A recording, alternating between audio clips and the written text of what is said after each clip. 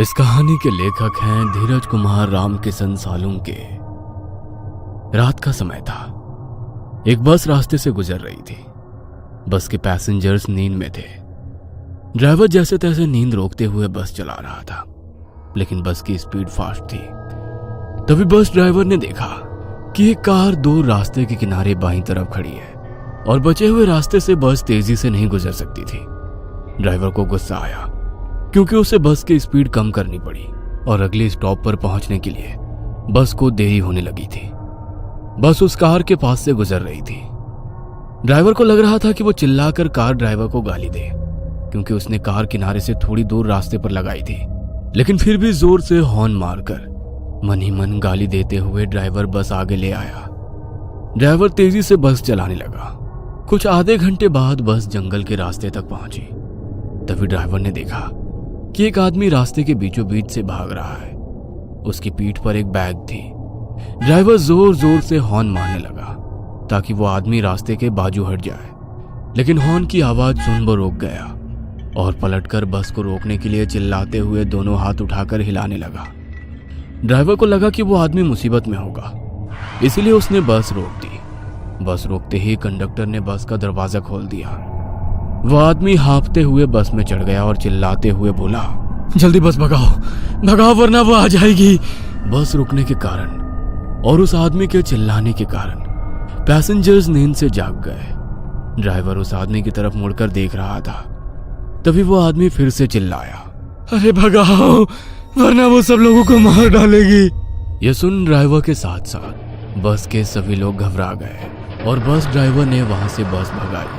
क्या हुआ भाई साहब, आप इतने डरे हुए क्यों हो और आप किसके बारे में बात कर रहे हैं? कौन आएगी?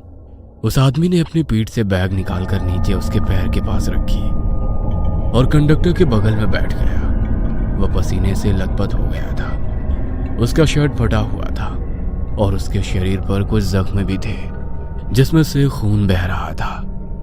पैसेंजर्स उसे घूर रहे थे। कुछ लोग घबरा भी गए थे कि यह आदमी आखिर है कौन।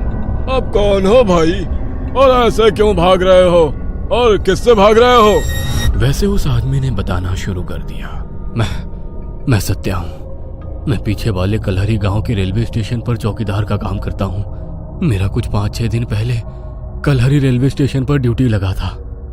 वैसे गांव छोटा होने के कारण स्टेशन भी छोटा था। वहां केवल एक ही प्लेटफॉर्म था। वहां के लोग रेलवे का कुछ बहुत कम ही इस्तेमाल करते थे, क्योंकि एक ट्रेन रात में 2 बजे आती है जो सीधे सोलापुर से होकर कन्याकुमारी की तरफ जाती है, और फिर वही ट्रेन दूसरे दिन सुबह 4 बजे वापस मुंबई की तरफ जाती है। दिन में बस 10-12 और कभी कभी तो 2-4 और कभी कभी तो रेलवे स्टेशन पर कोई पैसेंजर आता भी नहीं है। मैं वहां जाकर बहुत खुश था, क्योंकि पार्किंग में कभी कभार गाड़ियां रुकती थी। उसके बाद तो मैं प्लेटफॉर्म के एक बेंच पर जाकर सोता था। पहले 1-2 दिन तो सब कुछ नॉर्मल रहा, लेकिन तीसरे दिन अमावस की रात आई। मुझे घर से माँ और बीवी का फोन आया कि आज के दिन रात में ठीक से ड्यूटी करें और भगवान का नाम लेते हुए ड्यूटी करें और अंधेरे से दूर ही रहे। मैंने हाँ भरी। उस रात पूरा स्टेशन खाली था। मुझे हर रोज की तरह उस रोज भी कोई काम नहीं था। टिकट काउंटर पर बैठा सुरेश मोबाइल में घुसा पड़ा था। पैसेंजर्स नहीं आते, इसलिए स्टेशन पर कोई कैंटीन या ठेके वाला भी नहीं था। मैं प्लेटफॉर्म के बेंच पर बैठा झपकी ले रहा था। तभी मेरे पीछे से एक छोटा बच्चा चिल्लाते हुए आया, बचाओ काका, बचाओ। उसके चिल्लाने से मैं डरकर जाग गया। मैंने आंखें खोली और मुड़कर देखा।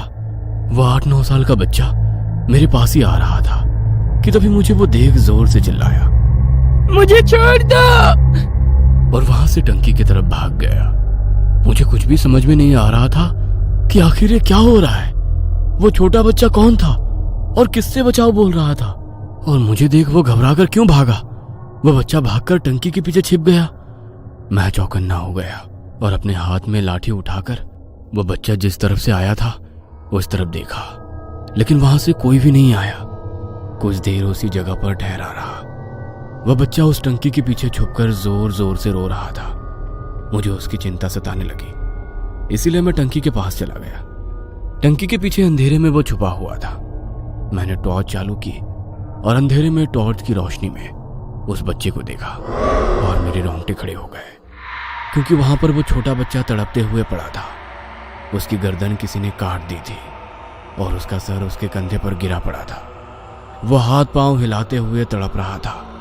मैं डर गया और इधर उधर उस बच्चे पर हमला करने वाले को ढूंढने लगा और फिर वहां से पीछे हटते हुए टिकट काउंटर की तरफ भागा। सुरेश, सुरेश! मैं सुरेश के पास जाकर हाँफते हुए बोला, क्या हुआ? वहां पर टंकी के पीछे किसी ने छोटे बच्चे को गला काट कर मार डाला। क्या? हाँ, माँ कसम। रुक, बाहर आता हूँ। सुरेश ने कहा और वो टिकट काउंटर वाले रूम से बाहर आ गया। मैं उसे टंकी के पास तक ले गया। मेरी उसके पीछे जाकर उस बच्चे को देखने की हिम्मत नहीं हो रही थी, इसलिए मैंने सुरेश को अकेले वहां जाने के लिए कहा। सुरेश घबराते हुए टंकी के पीछे गया। कुछ ही वक्त में वो टंकी के पीछे से बाहर आया और बोला, कहाँ है बच्चा? वही तो है, टंकी के पीछे खून से लथपथ पड़ा। उसकी गर्दन कट चुकी है और उसके कंधे पर पड़ी है। यहाँ कुछ भी नहीं है, आओ खुद आके देख लो। मैंने वहां जाकर देखा और मेरी आंखें फटी की फटी रह गई, क्योंकि वहां कोई भी बच्चा नहीं था, ना ही वहां कहीं खून की एक बूंद भी थी। वह देख मैं हक्का बक्का रह गया। अभी तो यही तड़प रहा था, अब कहाँ चला गया? तेरा कोई वहम होगा, जा किसी बेंच पर जाकर लेट जा। उसके दूसरे दिन रात में मैं रोज की तरह प्लेटफॉर्म पर टहल रहा था। आज प्लेटफॉर्म पर 2-3 पैसेंजर सामान के साथ दिखाई दे रहे थे। मैं प्लेटफॉर्म पर खड़ा था, तभी एक आदमी मेरे पास भागते हुए आया और बोला, भाई साहब, उस बेंच पर लेटा एक आदमी जोर जोर से रो रहा है। उसने चादर ओढ़ रखी है, ना जाने उसे क्या हो रहा है। यह सुन मुझे लगा कि शायद कोई गंभीर मामला है, इसलिए मैं भागते हुए उस आदमी के साथ बेंच के पास पहुंचा, जिस पर दूसरा आदमी चादर ओढ़े सोया था और वो रो रहा था। उसकी आवाज से वो कोई बूढ़ा आदमी लग रहा था। ओ चाचा, क्या हुआ? क्यों रो रहे हो? मैंने पूछा। मेरी आवाज सुन वो जोर से चीखा, मुझे छोड़ दो, मुझे छोड़ दो। क्या हुआ? अब रो क्यों रहे हो?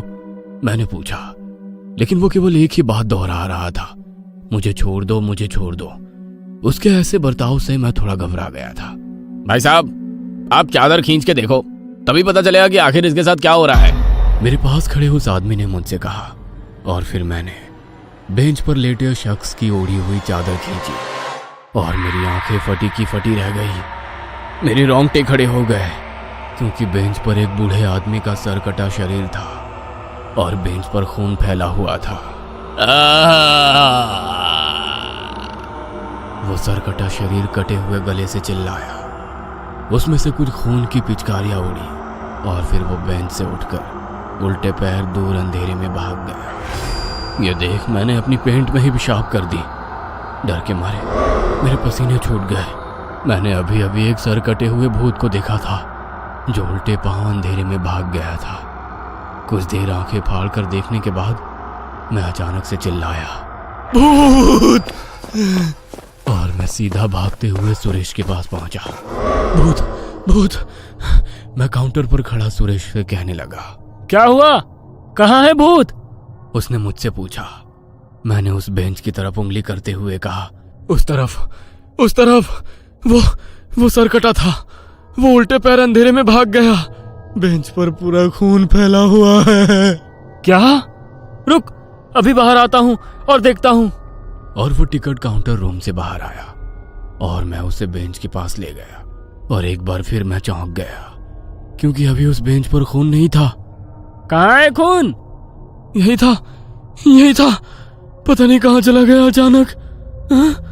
क्या लगा रखा है? मुझे लगता है तुम्हें आराम की जरूरत है। मैं सच कह रहा हूँ यार, मुझ पर यकीन नहीं है। तो एक आदमी था मेरे साथ, मैंने उसे कहा और फिर पलटकर मैं प्लेटफॉर्म पर उस आदमी को ढूंढने लगा जो मुझे उस बेंच के पास लेकर गया था। वो दूर प्लेटफॉर्म पर बैठे नीचे पैर छोड़कर आराम से बैठा था। मैं सुरेश को उसके पास ले गया।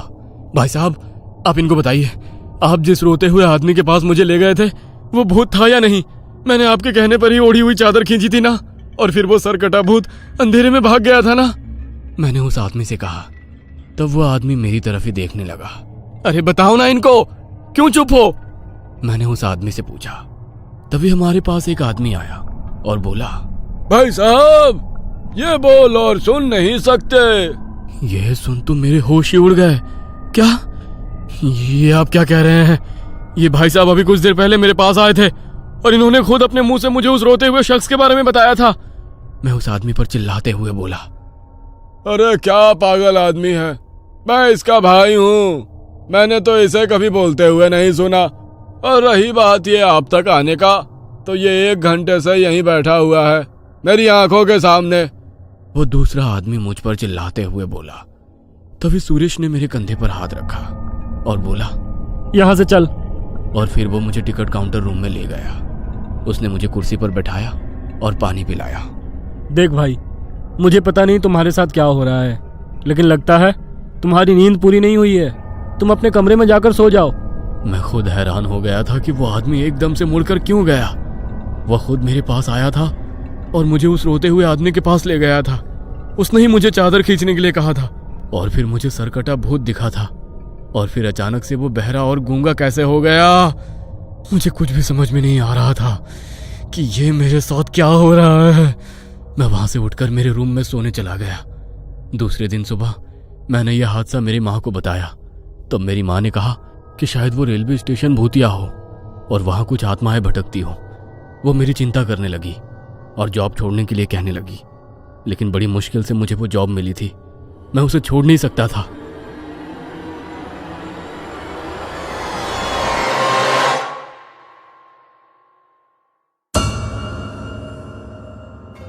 ये कहानी आपको अच्छी लगी हो तो हमें सब्सक्राइब करें, हमारा इंस्टाग्राम और फेसबुक पेज जरूर फॉलो करें। और हाँ दोस्तों, सब्सक्राइब करना भूलना मत।